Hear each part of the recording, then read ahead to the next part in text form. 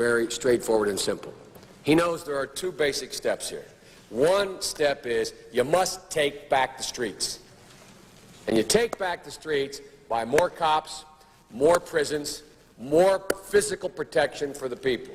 He also understands what my friend from Texas understands, and he doesn't talk a lot about, but he signed on to in this bill. He also understands there's a need to keep people who are first-time offenders, who are nonviolent offenders, or who are potential first-time offenders who haven't gotten, I yield myself an additional 3 minutes, who in fact are people who are getting themselves into the crime stream for the first time, that they should be diverted from the system. So I hope this crime bill, when it passes, the Biden-Hatch crime bill, as it becomes law, God willing, I hope that we will have ended once and for all this notion that is a hangover from the 60s, that somehow Democrats are weak on crime and Democratic presidents are weak on crime and Republicans are tough on crime. The truth is, every major crime bill since 1976 that's come out of this Congress, every minor crime bill has had the name of the Democratic senator from the state of Delaware, Joe Biden, on that bill, and has had a majority vote of the Democratic members of the United States Senate on the bill. So one of the things I want to do in addition to end the crime is end the political carnage that goes on when we talk about crime. Crime is not Democrat or Republican. Making the streets safe is not a Democratic or Republican issue. This is one of those issues I hope this passage of this bill will be taken out of the gridlock category and moved into an emerging consensus. And the consensus is as follows, and I will cease when I finish this statement. The consensus is, A, we must take back the streets.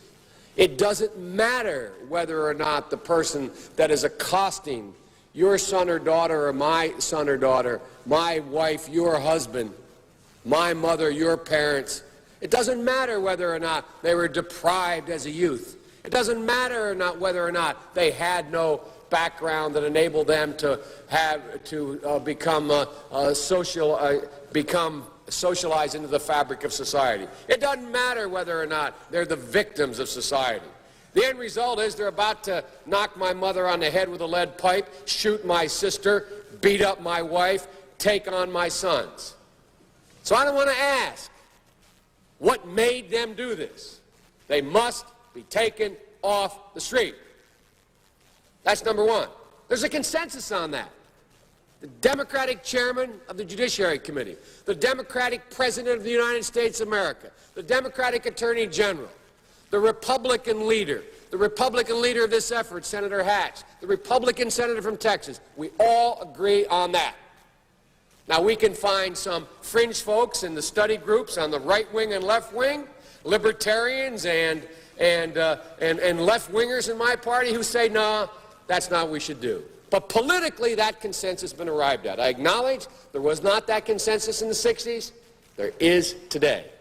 There's a second thing that we all have agreed upon, and that is unless we do something about that cadre of young people, tens of thousands of them, born out of wedlock, without parents, without supervision, without any structure, without any conscience developing, because they literally, I yield myself 3 more minutes, because they literally have not been socialized. They literally have not had an opportunity.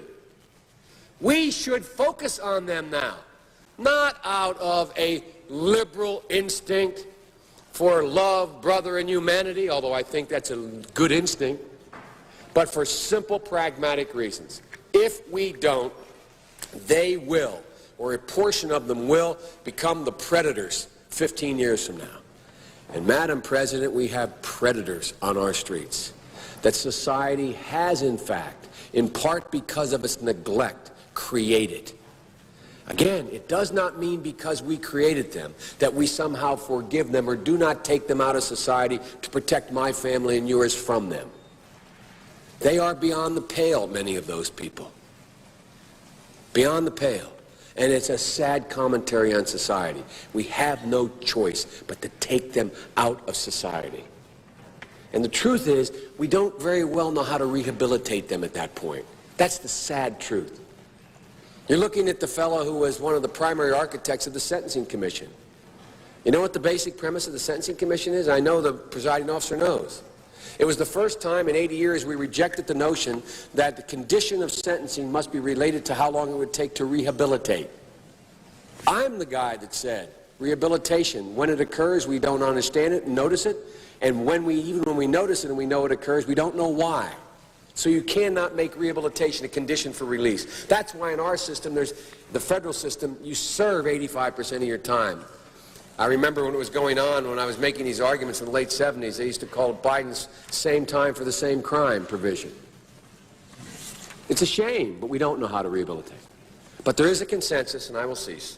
A, we must make the streets safer. I don't care why someone is a malfactor in society. I don't care why someone is antisocial. I don't care why they become a sociopath.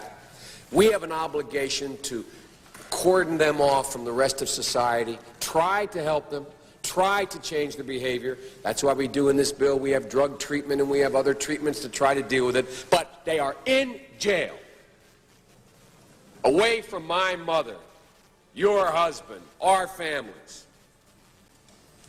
But we would be absolutely stupid as a society if we didn't recognize the condition that nurtured those folks still exist, and we must deal with that. And I think there's a consensus among Republicans in that.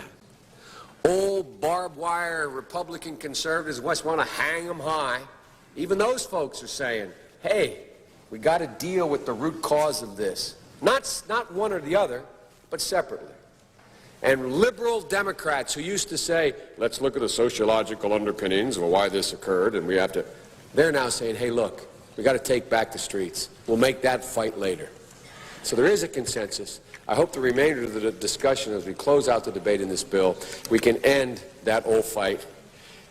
We can put it behind us. Hopefully we have, the senator from West Virginia said this is a historic moment on this bill, a consensus being reached.